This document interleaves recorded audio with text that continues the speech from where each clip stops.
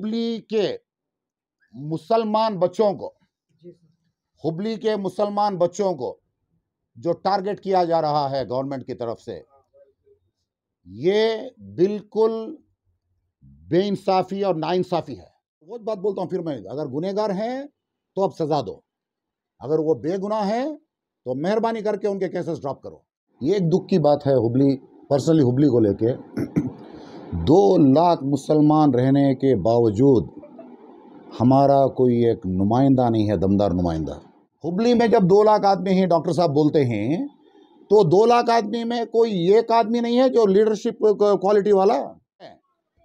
हमारी कौम अगर महफूज रहना है तो सिवाय जेडीएस के कोई भी हमारे साथ ठहरने वाला नहीं है। सुबह का तो मैं रिक्वेस्ट कर दूँ हमारे संचालक साहब को कि उनको टिकट दे दो, अच्छा होता कर दो। आइंदा हमें मुस्लिम कौम के लिए सिटी में करते भी है, उनको सपोर्ट करने के लिए तैयार है।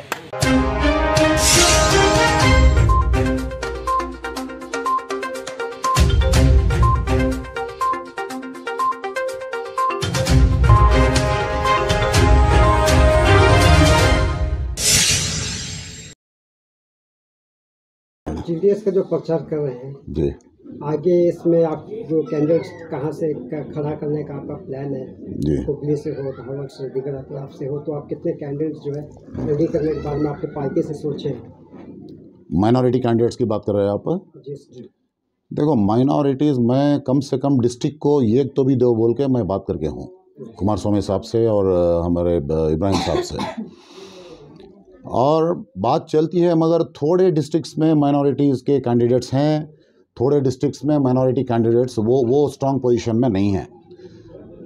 वो हालात देख के जहाँ पे अभी हम लोग जितने माइनॉरिटी कैंडिडेट जो माने सस्टेन कर सकते इलेक्शन को, जो ठहर के इलेक्शन लड़ने की जिसमें क़ुव्वत है, वो लोगों के लिए बाकायदा हम लोग उनको टिकट देना चाहिए बोल के हम लोग बैठ के बात करते हैं। और रही बात हमारे काम करने की स्टेट में जो इलेक्शन के बारे में, इलेक्शन की जो बात है, तकरीबन 30 से 25 कॉन्स्टिट्यूंसीज जो ज़्यादा माइनॉरिटी डोमिनेटेड जो कॉन्स्टिट्यूंसीज है, वो कॉन्स्टिट्यूंसीज में मैं स्पेशली वहाँ पे कॉन्सेंट्रेट करने वाला हूँ। और इंशाअल्लाह हमारी माइनॉरिटी की तरफ से, खाली माइनॉरिटी की तरफ से, माने माइनॉरिटी कैंडिडेट्स की बात नहीं कर रहा हूँ, माइनॉरिटी डोमिनेटेड एरियाज़ में हमारी माइनॉरिटी की वजह से जो पहले जेडीएस को वोट नहीं करते थे, वो लोगों को जेडीएस की तरफ ड्राइव करने का पूरा काम तकरीबन हो गया है। माइनॉरिटी की तरफ कम से कम 30 से 35 सीट कॉन्स्टिट्यूंसीज माइनॉरिटी की वजह से हम लोग जीतने वाले हैं इंशाल्लाह इस बार। और रही बात मैं जो काम करने का है स्टेट में, जहाँ पे मैं वही बोल रहा था अभी थोड़ी देर पहले, माइनॉरिटी डोमिनेटेड एरियाज़ में जहाँ पे मुसलमानों की तादाद ज़्यादा है, वहाँ पे मेरा काम दिन रात चलने वाला है। ये जो बचे हुए 5 और 6 महीने के दरमियान इंशाअल्लाह कुमार स्वामी साहब को चीफ मिनिस्टर बनाने में माइनॉरिटी का एक अहम किरदार रहता है इस बार इलेक्शन में। और तकरीबन एक्स्ट्रा एडिशनल सीट्स माइनॉरिटी की तरफ से 10 से 15 सीट माइनॉरिटी की तरफ से, माइनॉरिटी सीट्स की बात नहीं कर रहा हूँ, माइनॉरिटी के एडिशनल एफर्ट की वजह से जो हम हैं, पहले भी माइनॉरिटी वोट करती थी, हम आने के बाद में क्या करती है, हम आने के बाद में अगर पहले जो आते थे सीट्स जितने जीतते थे उतने ही अगर जीते तो कोई मतलब नहीं है हमारे आने का। इंशाअल्लाह पहले से अभी जो नेक्स्ट इलेक्शन जो 23 में आने वाला है, पहले वाले इलेक्शन में और ये इलेक्शन में तकरीबन 15 से 20 सीट का उछाल सिर्फ और सिर्फ माइनॉरिटी वालों की वजह से हम लोग कुमार स्वामी साहब को एक तोहफा देना चाहते हैं। इंशाअल्लाह ज़रूर देते हैं और इसमें कोई कोताही नहीं है। माइनॉरिटी ऑलरेडी तय कर चुकी है, तकरीबन एक आधी माइनॉरिटी आज की तारीख में तय कर चुकी है कि सिवाय जेडीएस के हमारा और हमारी आने वाली कौम का, आने वाली जो भी आल है, जो भी हमारी औलाद है, आने वाली जो भी हमारी, उनका मुस्तकबिल अगर कहीं सही दिखता है तो सिर्फ और सिर्फ जेडीएस में दिखता है। और रही बात सीएम इब्राहिम साहब की सदारत में, जो सीएम इब्राहिम साहब को सदर बनाते ही हमारे लोग समझ जाना था कि जेडीएस कितनी सेक्युलर सोच वाली है। कोई भी पार्टी में मुसलमान को अगर सदर बनाने की अगर सोच पैदा हो गई तो इससे ये साबित हो जाता है कि वो पार्टी में उतनी सेक्युलरिटी का उतना दम है बोल के ये चीज़ साबित कर डालती है हमको। और काम बेहतर से बेहतरीन तरीके से काम चलने वाला है इंशाअल्लाह। इसमें स्टेट में जेडीएस का परचम लहराने के बाद सुकून की नींद सोने की कोशिश करेंगे इंशाअल्लाह पूरी माइनॉरिटी कर्नाटक में। आपने कहा मुंबई का तैयार किया है सर, योजना क्या है सर? सब हुबली में बहुत से ऐसे परेशानियां हैं माइनॉरिटीज़ में, और माइनॉरिटीज़ में भी है, दूसरे कौमों में भी है परेशानियां। सिर्फ माइनॉरिटीज़ में है बोल के नहीं बोलता हूं मैं, हर जगह परेशानियां हैं, हर कौम में है। मगर ज़्यादातर जो मार खाती है स्टेट में वो है एससीज और माइनॉरिटीज़। एससीज भी उतने ही परेशान हैं जैसे सीएए में, एनआरसी में। एससीज और मुसलमान जो जिस हिसाब से अटके थे, और ये दोनों मिलके लड़े और ये सब जद्दोजहद हम लोग बर्दाश्त करें और संभाले बोल के वहाँ से निकल सके। मुसलमानों का साथ एससीज दिए, एससीज का साथ मुसलमान दिए। अगर आगे यही तरीका अगर रहा हिंदुस्तान में, इंशाअल्लाह हिंदुस्तान पे राज करना कोई बड़ी चीज़ नहीं है। हम लोग क्या, ये खाली थोड़ी एहतियात की कमी है। इंशाअल्लाह अगर ये चीज़ हो गई तो इसका बहुत अच्छा अंजाम आने वाला है। और हुबली के बारे में इतने मसाइल हैं हुबली में, वो पहले बहुत पुराने मसाइल हैं।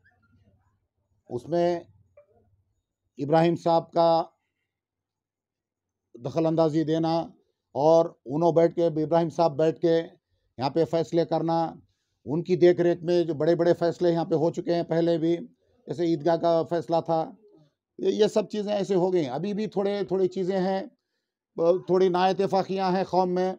इंशाअल्लाह आगे के दिनों में बैठ के सब सुलझाने के वास्ते तैयार हैं। और रही खुसूसन एक बात मैं बोलना चाहता हूँ, हुबली के मुसलमान बच्चों को जो टारगेट किया जा रहा है गवर्नमेंट की तरफ से, ये बिल्कुल बेइंसाफी और नाइंसाफी है। और मैं बोलता हूँ हर औलाद अपने माँ बाप को प्यारी है। और एक बोलता हूँ, अगर बच्चे वाकई में कोई गलती करे हैं तो इनको कोई गवर्नमेंट सज़ा देने की ज़रूरत नहीं है, हमारी कौम को सज़ा देने तैयार है। अगर बच्चे कुछ भी गलत नहीं हैं, अगर बच्चे बेगुनाह हैं, तो मैं सीएम साहब से, मुंबई साहब से मैं इल्तिजा करता हूं कि जल्द से जल्द बच्चों को रिहा किया जाए। और बच्चों की कोई गलती नहीं है, अगर जो भी बच्चों की गलती नहीं है, वो जो बच्चे बेगुनाह हैं उनको बेकार का उधर अटका के, कोई भी कॉन्स्पिरेसी के तहत बेकार का उनको परेशान करके, उनके माँ बाप की नींद उड़ गई है। पूरे कबीले वाले, पूरे ख़ानदान वाले सब परेशान हैं बच्चों को लेके। ये हुबली में सबसे बड़ा इशू है, बच्चों को जो परेशान करते हैं। अगर गलत केसेस में अगर फ्रेम करके आप अटकाना चाहते हैं, देखो नफरत से नफरत कटती नहीं है, चाहत और मोहब्बत से नफरत ख़त्म कर सकते हैं हम लोग। अगर तुम 100 बच्चों को अंदर डाले, कल और 500 बच्चे तैयार होते हैं। कल 500 को अंदर डाले तो 5000 तैयार होते हैं। कितनों को भर सकते हैं आप जेलों में? अगर बच्चे तैयार हो गए जाने के लिए तो कम से कम 50 लाख यूथ है अभी यहाँ कर्नाटका में, सबको कहाँ पे बिठाते हैं? ये गलत है।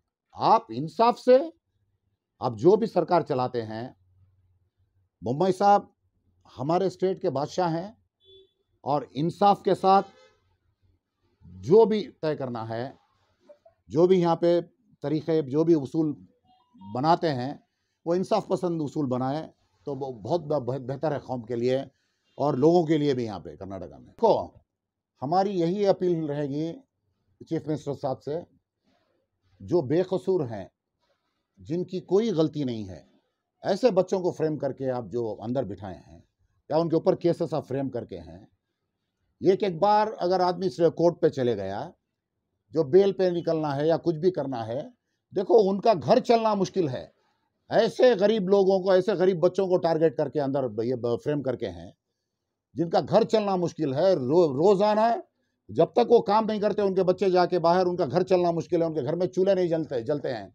ऐसे बच्चों को ले लेके जाके इनके ऊपर अगर जुल्म करे, ये कोई जवामर्दी की बात नहीं है। देखो, जुल्म की भी हद रहती है। जो बेगुनाह बच्चे हैं उनको लेके जाके बिठाने का मतलब क्या है? आपको कुछ भी करना है, अगर वो गलत है तो हमारी कोई भी क्या भी प्रॉब्लम नहीं है। अगर वो गलत है तो हम लोग कोई भी सवाल नहीं उठाते। जो गलत है उसको सजा दो। ये बहुत बड़ा इश्यू है, ये पूरे स्टेट का इश्यू है।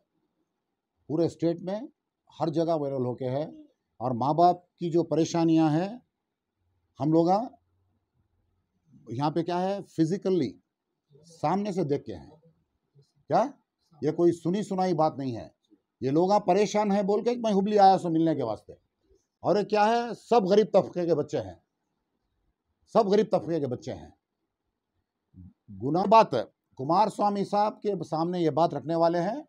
इब्राहिम साहब भी वो चीज़ बहुत सीरियसली लेके हैं। हमारी कौम वाले हैं, हमारी कौम वाले को जब भी बेइंसाफ़ी होती है, जेडीएस माइनॉरिटी की तरफ से हम डट के ठहरने के वास्ते तैयार हैं। अगर उनको बेगुनाह अगर वो लोग हैं, अगर उनको नहीं रिहा किए तो जेडीएस की तरफ से बहुत बड़ा आंदोलन चलाने वाले हैं हम लोग। अगर बेगुनाह लोग हैं, अगर आप उनको अंदर बिठा के हैं, केसेस हैं उनके ऊपर, बेगुनाह अगर हैं तो, अगर वो गुनहगार हैं तो आप सजा दो, हम आपके साथ में हैं। अगर बेगुनाह है तो हम आपके खिलाफ हैं। सब डिले होने की वजह क्या है? सिस्टम ही बेकार है, गवर्नमेंट की पॉलिसी बेकार है, गवर्नमेंट के सिस्टम बेकार है। आज हुबली में 2 महीने पहले एक बच्ची का गोवा को लेकर जाकर उन्हें रेप करता है, रेप कर को जान से मारा है बच्ची को। मालूम नहीं तुम ना? गोवा को ले को जाको बच्ची को 70-80 जगह जला को छेदा डाल को सिर में। जवान बच्ची को, 22-23 साल की बच्ची को, बैंगलोर में काम करने वाली बच्ची को, कमाने वाली बच्ची को, उनका घर चलता रहा उनसे, गरीब घर वाली बच्ची को गोवा में ले को जाको, एक गैर जात का बच्चा, उसे ले को जाको, उसे रेप कर को जान से मारा है। उसके बावजूद 2 महीने 2.5 महीने हो गए, ये एक FIR हो सकता नहीं है। SP साहब को बोले, दूसरे कमिश्नर साहब को बोले, सबको, इब्राहिम साहब 4-5 बार बोलने के बावजूद भी FIR करने को तैयार नहीं है। ऐसा सिस्टम है। ऐसे सिस्टम में क्या उम्मीद रखते हैं आप? बोलो। वो बोलता हूं, हमारी कौम अगर कहीं जेडीएस अगर आ गई, हम लोगों को पूरा हक पैदा हो जाता है कि ना हम लोग तुम ना ये काम करें, तुम्हें हमारी कौम को ये बचा के देना चाहिए। और कुमार स्वामी साहब बाकायदा जवाब दे के हैं, जो भी तुम्हारी कौम के परेशानियां हैं, जो भी तुम्हारी मसाइल हैं, इंशाल्लाह गवर्नमेंट बनने के 6 महीने के अंदर पूरे ख़त्म करता हूं बोल के।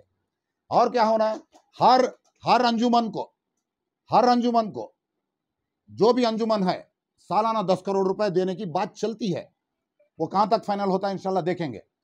हर अंजुमन को ये कौम की भलाई के वास्ते होता है। इतने काम, इतनी सोच जब हमारी कौम के वास्ते, उतनी बेहतर सोच जब कुमार स्वामी साहब रखते हैं, CM इब्राहिम साहब की इतनी मेहनत चलती है ये कौम के पीछे, तो हमारी कौम समझना जरूरी हो गया अभी ये चीज़ें। और घर घर जाको बोलने की जरूरत क्या है? हमारे इतना मार खाई सो मालूम नहीं है। 70 साल कितना किसके वजह से मार खाई? कांग्रेस वाले ठोकते ही हमें ठुकाते हैं, उन्हें मारते हैं, हमें मार खाते हैं। तुम्हें अब हमारे मुसलमानों की हालत क्या है? इलेक्शन के दिन सुबह में उठना, तैयार होना, वोट डालने निकलना, जाको वोट डाल को आ जाते हैं घर में। भाई कहाँ सब जने किसे वोट डालेगा को बोले तो हाथ को, क्या हाथ को, वो किसका हाथ मालूम नहीं उनको, वो हाथ किसका नहीं मालूम नहीं। वो हाथ क्या तो भी हमना साथ देने का हाथ है, क्या हाथ देने का हाथ है, वो मालूम नहीं है। चुप के हाथ को डाल कोई कैंडिडेट कौन है मालूम नहीं उनको, कैंडिडेट कौन रहता है मालूम नहीं हमारे लोगों को। गए सीधा हाथ को वोट डाले। ये गलतियां करते करते करते कैंडिडेट कौन है मालूम नहीं, लीडर कौन मालूम नहीं, कल चीफ मिनिस्टर बनने वाला कौन मालूम नहीं। ऐसी हालत हमारे लोगों की। क्या है, इल्म की कमी की वजह से हमारे औरतें रंधे कौन पाप उन्होंने क्या कर सकती हैं बोलो। अब मैं क्या बोलता हूँ, मेरी भी उसे वोट डाल डालती हैं, उन्होंने बोलती हैं वोट डाल डालती हैं, ऐसी हालत है। पढ़े लिखे नहीं रहते हैं, नहीं है, नहीं अवेयरनेस नहीं होने की वजह से। अभी हम लोग क्या कर रहे हैं वही बोल रहा हूँ। इस आदमी का टीम है, इंशाल्लाह वो टीम बनती है, वो बनना शुरू हो गया। अब हमारी, अब देखो जो सिचुएशन एक साल पहले थी जेडीएस की, वो सिचुएशन आज नहीं है। जब एक साल पहले एक अलग सोच थी, आज जेडीएस के बारे में बहुत बेहतरीन सोच है लोगों की। उसकी वजह क्या है, डोर टू डोर वो मैसेज रीच होता है, हम लोग रीच करते हैं, कुमार स्वामी साहब रीच करते हैं। ये और एक बोलता हूँ, कौन की वहाँ कहाँ की दिल्ली में बैठ को क्या की करते हैं सो नहीं, कुमार स्वामी साहब घर घर दरवाजा दरवाजा जाते हैं ना, वो मैसेज देने के वास्ते, जो सवाल आप करे वो मैसेज देने के वास्ते कुमार स्वामी साहब निकले। सो हमारा जब सीएम कैंडिडेट घर में बैठते नहीं है, घर घर जाते हैं, तो हमारी क्या औकात है हमें बैठने की। हमें सर अभी उसके 10 गुना ज्यादा जाना पड़ता है। शोभा मैडम भी वॉच, हमें भी वॉच, डॉक्टर करीम साहब भी वॉच, सब वॉच करते हैं सर। और एक जो भी हमारे स्कीम्स हैं, जो भी काम आगे होने वाला है, हम लोग उसे बहुत सिस्टमैटिकली पूरा एक सेटअप बनाई। वार्ड में हर बूथ एक 25 आदमी का, हर घर जाते हैं, क्या काम होने वाला है बोलते हैं, और इंशाल्लाह वहाँ के परेशानियाँ जो भी हैं वार्ड के वो फिर फीडबैक ले लेते हैं। क्या है, ऐसे लीडर्स, शोभा का जैसे लीडर्स नहीं, नायकुड़ी साहब नहीं बोल रहा हूँ ना, अभी इन्हों भी एस्पिरेंट हैं, उन्हों भी एस्पिरेंट हैं, अब इन्हों भी एक एप्लीकेशन दी, उन्हों भी दी, आगे ऊपर हाईकमांड जो भी इंशाल्लाह डिसाइड करती है। क्या ऐसे बेहतरीन लीडर्स जब आते हैं पार्टी में जब काम करने तैयार हैं, ये इनकी भी खुशनसीबी और पार्टी की भी खुशनसीबी है। क्या अगर पार्टी जिसको भी टिकट देती है, हमको काम करना है, इंशाल्लाह हम लोग काम करेंगे, और ये सब बेहतर सोच के लोग हैं, और माइनॉरिटीज़ की सोच के हिसाब से चलने वाले लीडर्स यहाँ पे हैं। उसमें से एक शोभा का भी है।